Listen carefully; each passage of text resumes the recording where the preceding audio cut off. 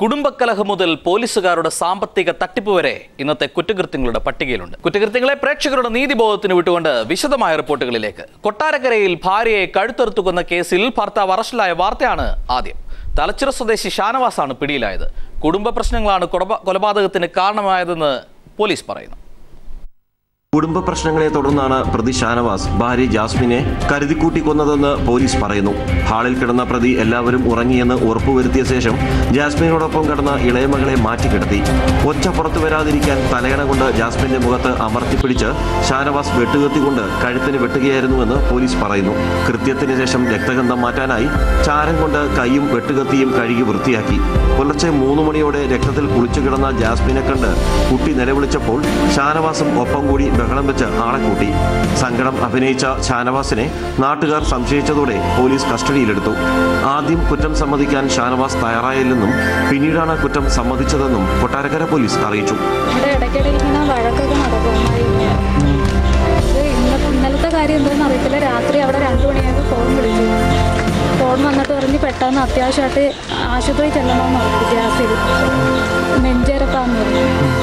എന്നിട്ട് കുറേ കഴിഞ്ഞ് പിന്നെ ആരും ഒന്ന് ഫോൺ വിളിച്ച് അങ്ങ് വെക്കും. പിന്നെ കുറേ കഴിഞ്ഞിട്ട് പിന്നെയും വീണ്ടും വിളിക്കുമ്പോൾ പറയും തല അറപ്പായിട്ട് കിടക്കുന്നു, പിന്നെ കട്ടിലിൽ നിന്ന് വീണ്, അങ്ങനെയൊക്കെ പറഞ്ഞു. ജാസ്മിന്റെ പേരിൽ വാങ്ങിയ ഭൂമി വിൽക്കണമെന്ന ഷാനവാസിന്റെ ആവശ്യം അംഗീകരിക്കാത്തതിനെ ചൊല്ലി ഇരുവരും തമ്മിൽ പല ദിവസങ്ങളിലും പ്രശ്നങ്ങളുണ്ടായി എന്നും പോലീസ് പറയുന്നു. ന്യൂസ് ബ്യൂറോ, കൊല്ലം. തലസ്ഥാനത്ത് സൈബർ കുറ്റവാളികളുടെ സാന്നിധ്യം വർദ്ധിക്കുന്നതായി പോലീസിന്റെ മുന്നറിയിപ്പ്. ദിനംതോറും തട്ടിപ്പിനിരയാകുന്നവരുടെ എണ്ണം പെരുകുകയാണെന്നും ഓൺലൈൻ ഇടപാടുകൾ നടത്തുമ്പോൾ ശ്രദ്ധ ചെലുത്തണമെന്നും തിരുവനന്തപുരം സിറ്റി പോലീസ് പറയുന്നു. ഓൺലൈൻ ഇടപാടുകൾ വർദ്ധിക്കുന്നതിനൊപ്പം തലസ്ഥാന നഗരിയിൽ സൈബർ തട്ടിപ്പുകളും വ്യാപകമാകുന്നുവെന്നാണ് തിരുവനന്തപുരം സിറ്റി പോലീസിന്റെ നിരീക്ഷണം. പണം നഷ്ടപ്പെട്ട് പരാതിയുമായി എത്തുന്നവരുടെ എണ്ണം ദിനംപ്രതി പെരുകുകയാണ്. സാമ്പത്തിക ഇടപാടുകളിൽ വേണ്ടത്ര ശ്രദ്ധ ചെലുത്താത്തതാണ് തട്ടിപ്പ് കേസുകൾ പെരുകാൻ കാരണമെന്ന് പോലീസ് പറയുന്നു. നെറ്റ് ബാങ്കിംഗ് സൗകര്യങ്ങൾ ഉപയോഗിക്കുന്നവർ ജാഗ്രത പുലർത്തണമെന്നാണ് നിർദ്ദേശം. ക്രെഡിറ്റ് കാർഡിന്റെയും ഡെബിറ്റ് കാർഡിന്റെയും വിവരങ്ങൾ സ്വകാര്യമായി സൂക്ഷിക്കണമെന്നും ഓൺലൈനിൽ അക്കൗണ്ട് വിവരങ്ങൾ ചോദിക്കുന്നവരോട് പ്രതികരിക്കരുതെന്നും പോലീസ് അറിയിച്ചു. മൊബൈൽ നമ്പറിനും ഇമെയിൽ വിലാസത്തിനും ലോട്ടറി സമ്മാനം ലഭിച്ചുവെന്നും തുക കൈമാറാനുള്ള സർവീസ് ചാർജ് നൽകണമെന്നുമുള്ള സന്ദേശങ്ങൾ അവഗണിക്കണം. സൈബർ കേസുകളിൽ ഭൂരിഭാഗവും ഇത്തരത്തിൽ തട്ടിപ്പിന് ഇരയാകുന്നവരുടേതാണ്.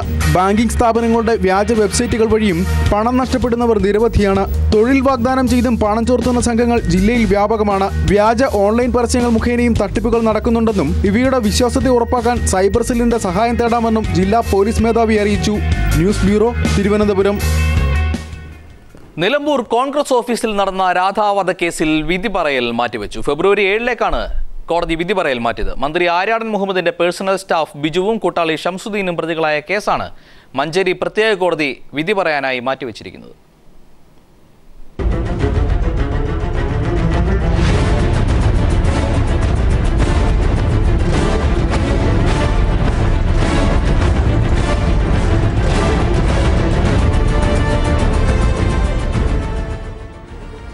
രാവിലെ 10 മണിയോടെ പരിഗണിച്ച കേസ് വിധി പറയാൻ അടുത്ത മാസം 7 മാറ്റിവെക്കുകയായിരുന്നു. പ്രതികളുടെയും രാധയുടെയും ബന്ധുക്കളും നിലമ്പൂരിലെ പ്രാദേശിക കോൺഗ്രസ് നേതാക്കളും രാവിലെ കോടതിയിലെത്തിയിരുന്നു. കഴിഞ്ഞ ഫെബ്രുവരി 10 കൊല്ലപ്പെട്ട രാധയുടെ സംസ്കാരം നടന്നത്. കേസിലെ വിധി ഫെബ്രുവരി 10 മുകളിലേക്ക് പോവില്ലെന്ന് ജഡ്ജി PS ശശികുമാർ പറഞ്ഞു. 1-ാം പ്രതിയും ആര്യാടൻ മുഹമ്മദിന്റെ പേഴ്സണൽ സ്റ്റാഫുമായ ബിജുവിന് വേണ്ടി അഡ്വക്കേറ്റ് KR ഷൈനും 2-ാം പ്രതി ഷംസുദ്ദീനു വേണ്ടി ഹൈക്കോടതിയിലെ പ്രമുഖ അഭിഭാഷകൻ PK വർഗീസും ഹാജരായി. 2043 പേജുള്ള കുറ്റപത്രവും 2000 പേജുള്ള സാക്ഷിമൊഴിയും 65 തൊണ്ടിമുതലുകളും 264 രേഖകളും കോടതിയുടെ മുമ്പിലുണ്ട്. ആര്യാടൻ മുഹമ്മദിന്റെ മകൻ ആര്യാടൻ ഷൗക്കത്ത് ഉൾപ്പെടെ 108 പേരെ സാക്ഷികളായി വിസ്തരിച്ച കേസ് 39 ദിവസം കൊണ്ടാണ് വിചാരണ പൂർത്തിയാക്കിയത്. സ്ത്രീകൾക്കെതിരെയുള്ള കുറ്റകൃത്യം തടയുന്നതിനുള്ള പുതിയ നിയമം വന്നതിനു ശേഷം സംസ്ഥാനത്ത് ആദ്യം രജിസ്റ്റർ ചെയ്തതും വിചാരണ പൂർത്തിയായതും ഈ കേസാണ്. നീതി ലഭ്യമാവുന്ന പ്രതീക്ഷയിലുള്ള കാത്തിരിപ്പിലാണ് രാധയുടെ ബന്ധുക്കൾ.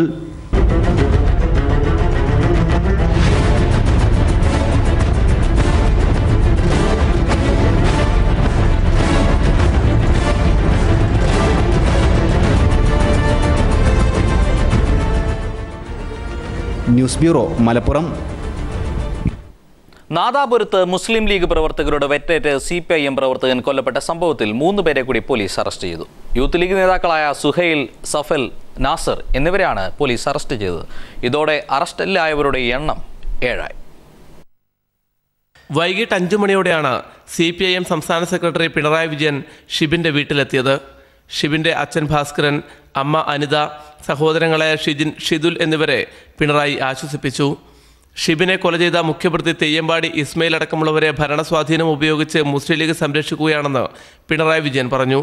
ക്രിമിനലുകളെ ക്രിമിനലുകളായി കാണണം, മുസ്ലിം ലീഗ് തെറ്റുതിരുത്തണം, ക്രിമിനലുകളെ തള്ളിപ്പറയാൻ ലീഗ് നേതൃത്വം തയ്യാറാകണമെന്നും പിണറായി പറഞ്ഞു.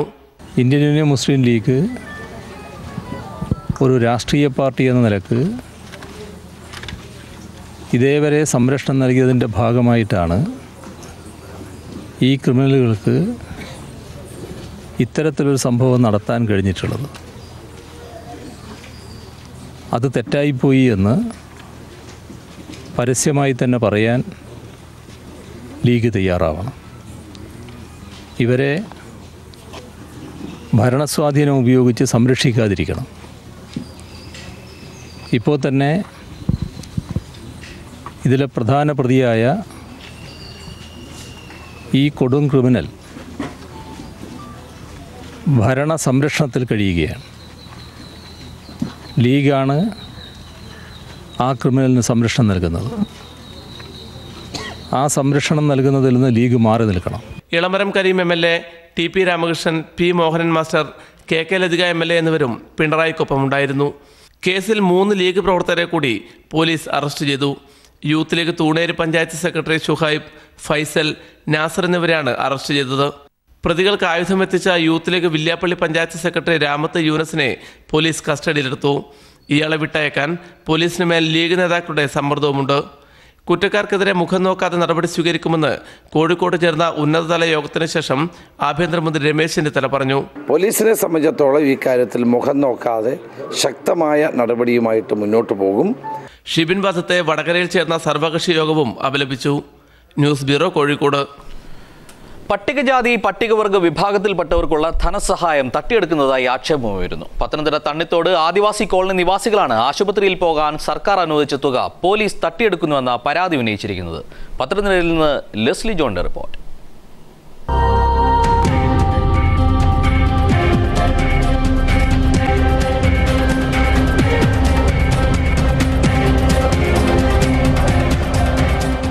പട്ടികജാതി പട്ടികവർഗ വിഭാഗത്തിൽപ്പെട്ട സ്ത്രീകൾക്ക് ആശുപത്രിയിലെത്താനുള്ള വാഹന വാടക നൽകുന്നതിൽ ക്രമക്കേട് നടന്നുവെന്ന ആക്ഷേപമാണ് ഉയർന്നിരിക്കുന്നത്. പത്തനംതിട്ട തണ്ണിത്തോട് IHRD കോളനിയിലെ സ്ത്രീകളും ഇലവങ്കൽ ആദിവാസി കോളനി നിവാസികളുമാണ് ആക്ഷേപം ഉന്നയിച്ചിരിക്കുന്നത്. ജനമൈത്രി പോലീസിംഗിന്റെ ഭാഗമായി 1 ലക്ഷം രൂപയാണ് വാഹന വാടക സഹായ ഫണ്ടിലുള്ളത്. CA റാങ്കിലുള്ള ഉദ്യോഗസ്ഥനാണ് ഫണ്ട് അനുവദിക്കുന്നത്. അപേക്ഷയിൽ ആവശ്യപ്പെട്ട തുക നൽകിയില്ലെന്നും 4000 രൂപ കൈപ്പറ്റിയെന്ന് എഴുതി വാങ്ങിയിട്ട് പോലീസ് 1400 രൂപയാണ് നൽകിയതെന്നും ആക്ഷേപം ഉന്നയിക്കുന്നവർ പറയുന്നു. 3000 രൂപ റിപ്പോർട്ടിനകത്ത് എഴുതി, എന്നിട്ട് ഇപ്പുറത്തെ സർക്കിളാന്നൊരു 4000 എഴുതി, എന്നിട്ട് 1400 എനിക്ക് തന്നുള്ളൂ. അപ്പം മോൻ്റെ രോഗവിവരമെല്ലാം ചോദിച്ചു. ഞാൻ എൻ്റെ രോഗവിവരമെല്ലാം പറഞ്ഞു. അവർ തന്നെ സ്വന്തമായിട്ട് അപേക്ഷ എഴുതിയിട്ട് സ്വന്തമായിട്ട് അപേക്ഷ എഴുതി ഇവർ പേപ്പർ കൊടുത്ത ഉടനെ 1000 എഴുതിയവർക്ക് 800 കൊടുത്തു, 2000 എഴുതിയവർക്ക് 1400 കൊടുത്തിട്ട് കൈപ്പറ്റിയെന്നുള്ള എഴുതിയും മേടിച്ചു, ഒപ്പം മേടിച്ചു. എന്നാൽ സുതാര്യമായ പൊതുസേവനത്തിന്റെ ഭാഗമായി ഗുണഭോക്താക്കളെ കണ്ടെത്തിയാണ് തുക വിതരണം ചെയ്തതെന്നാണ് പോലീസ് പറയുന്നത്. ഒപ്പം ആർക്ക് വേണമെങ്കിലും രേഖകൾ പരിശോധിക്കാമെന്നും പോലീസ് പറയുന്നു. പട്ടികജാതി പട്ടികവർഗ ക്ഷേമത്തിന് സർക്കാർ അനുവദിക്കുന്ന തുക അവരുടെ ക്ഷേമത്തിന് ലഭിക്കുന്നില്ലെന്ന ആക്ഷേപം നിലനിൽക്കുകയാണ് പോലീസിന് അനുവദിച്ച ഫണ്ടിനെ കുറിച്ചും ആക്ഷേപം ഉയർന്നിരിക്കുന്നത്.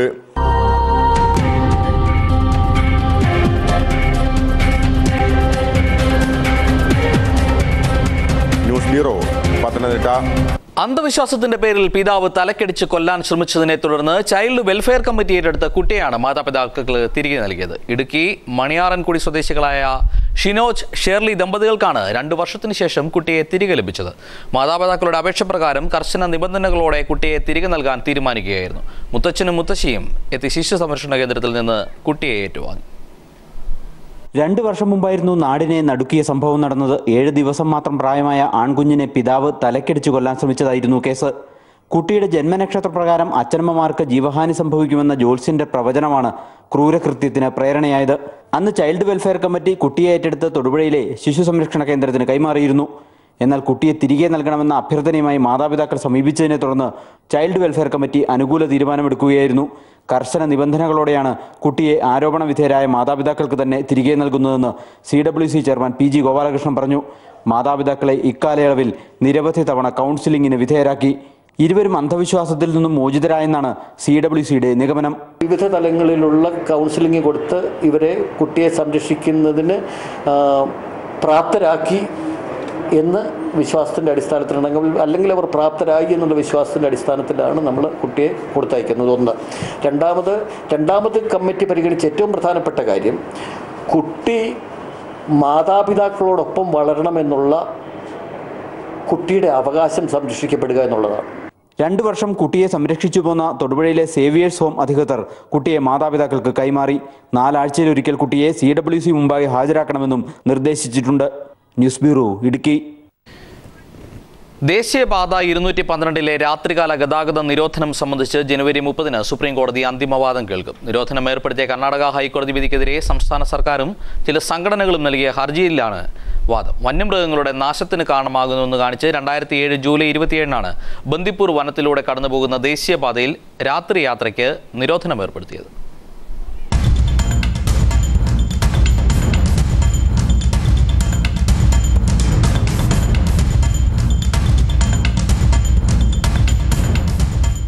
കേരള സർക്കാരിന്റെയും ഊട്ടി ഹോട്ടൽ ഓണേഴ്സ് അസോസിയേഷന്റെയും Nilgiri Wayanad national highway and railway action കമ്മിറ്റിയുടെയും ഹർജികളിലാണ് സുപ്രീം കോടതിയുടെ ഡിവിഷൻ ബെഞ്ച് വാദം കേൾക്കുക. അധികം വൈകാതെ ഇക്കാര്യത്തിൽ അന്തിമ വിധിയുമുണ്ടാകും. കർണാടക കേരള അതിർത്തിയിൽ വയനാടിനോട് ചേർന്നുള്ള ബന്ദിപ്പൂർ നാഷണൽ പാർക്കിലൂടെ കടന്നുപോകുന്ന ദേശീയപാത 212 2007 ജൂൺ 7 ആദ്യം നിരോധനമുണ്ടാവുന്നത്. ചാമരാജ് നഗർ ജില്ലാ കളക്ടറായിരുന്നു ഉത്തരവിറക്കിയത്. എന്നാൽ പിന്നീട് ഇത് പിൻവലിച്ചു.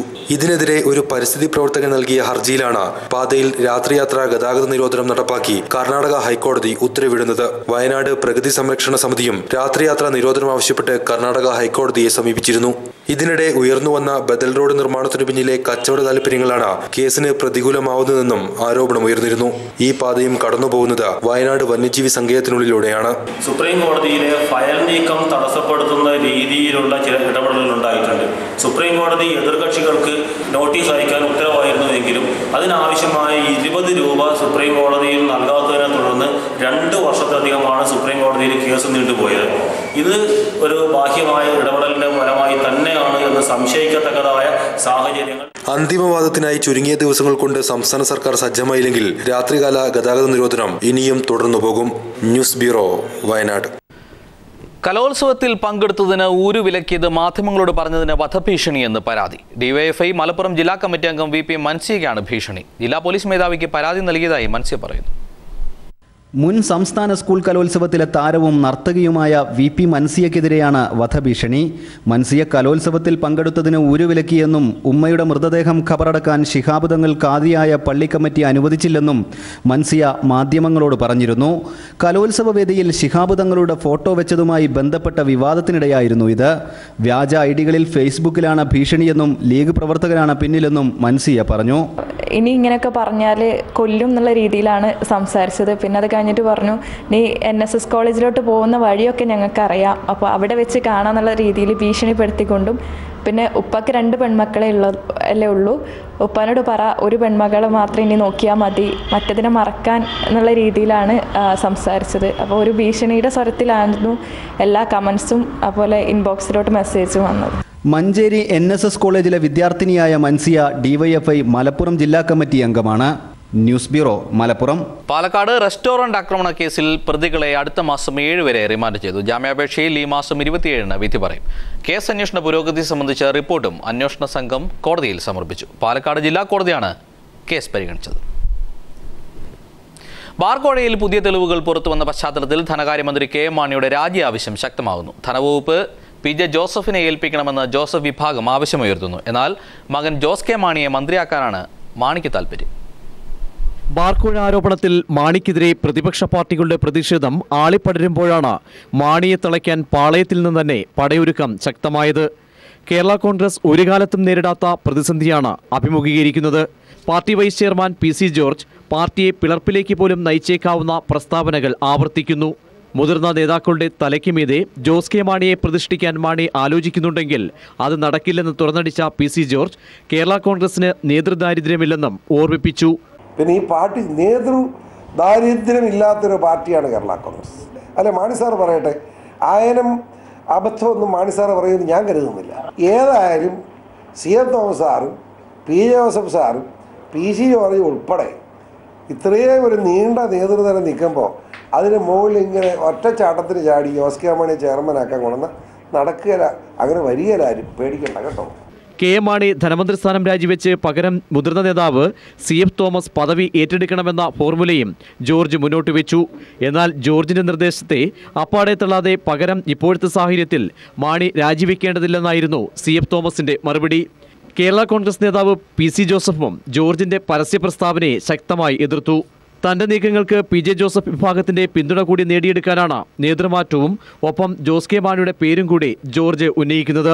കേരള കോൺഗ്രസ് നേരിട്ടിരുന്ന ആഭ്യന്തര പ്രശ്നങ്ങളെ എക്കാലത്തും പ്രതിരോധിക്കാൻ മാണി തന്നെ മുന്നിട്ടിറങ്ങിയിരുന്നു. എന്നാൽ ഇപ്പോഴത്തെ ആരോപണങ്ങളിൽ അശക്തനായ മാണിയുടെ ദൗർബല്യം മുതലെടുത്ത് അസംതൃപ്തരെ ഒപ്പം ചേർത്ത് പാർട്ടിക്കുള്ളിൽ ശക്തമായ ധ്രുവീകരണത്തിനും നീക്കം നടക്കുന്നു.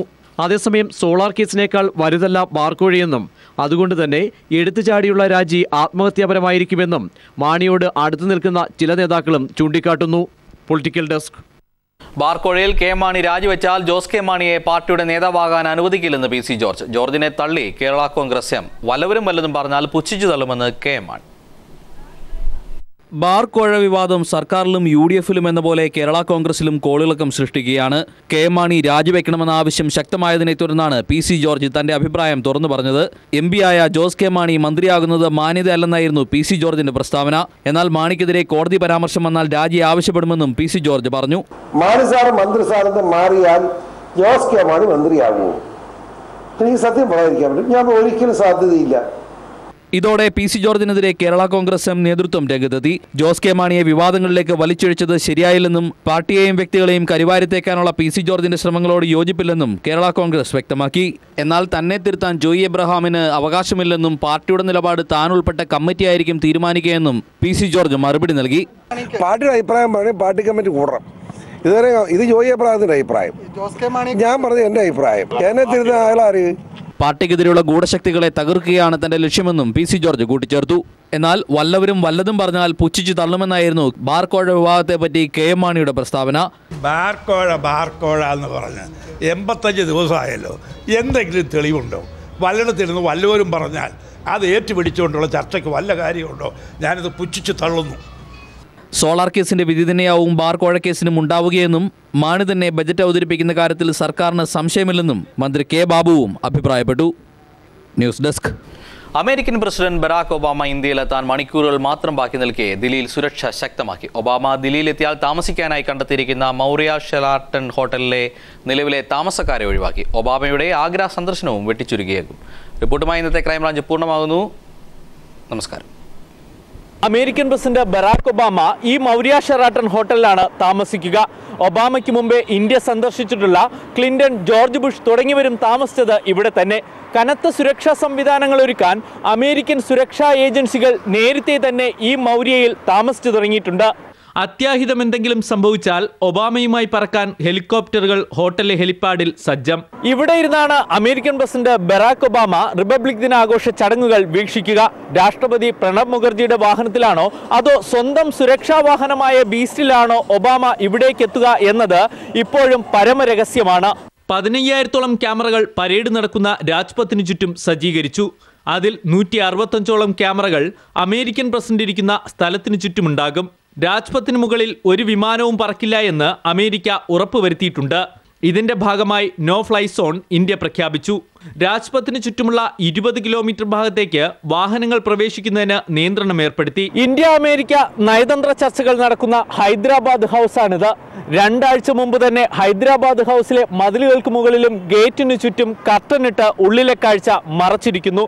അമേരിക്കൻ പ്രസിഡന്റിനായുള്ള അതീവ രഹസ്യ സുരക്ഷാ കവചം ഉള്ളിൽ തയ്യാർ. 3-ാം ദിവസത്തെ താജ്മഹൽ സന്ദർശനം വെട്ടിച്ചുരുക്കി ഒബാമ സൗദിയിലേക്ക് പോകുമെന്നാണ് സൂചന. അന്തരിച്ച സൗദി രാജാവിന് ആദരാഞ്ജലികൾ അർപ്പിക്കും. ഒബാമ മടങ്ങുന്ന ദിവസം വരെ സുരക്ഷാ സംവിധാനങ്ങൾക്ക് ഒരയവും ദില്ലിയിലുണ്ടാകില്ല. 3 ദിവസത്തേക്ക് ദില്ലി നിവാസികളുടെ യാത്രകൾ പോലും നിരീക്ഷിക്കപ്പെടുന്ന തരത്തിലാണ് സുരക്ഷാ സംവിധാനങ്ങൾ. ദില്ലിയിൽ നിന്നും ക്യാമറാമാൻ ഗോപി കടവല്ലൂരിനൊപ്പം സന്തോഷ് സാർലി.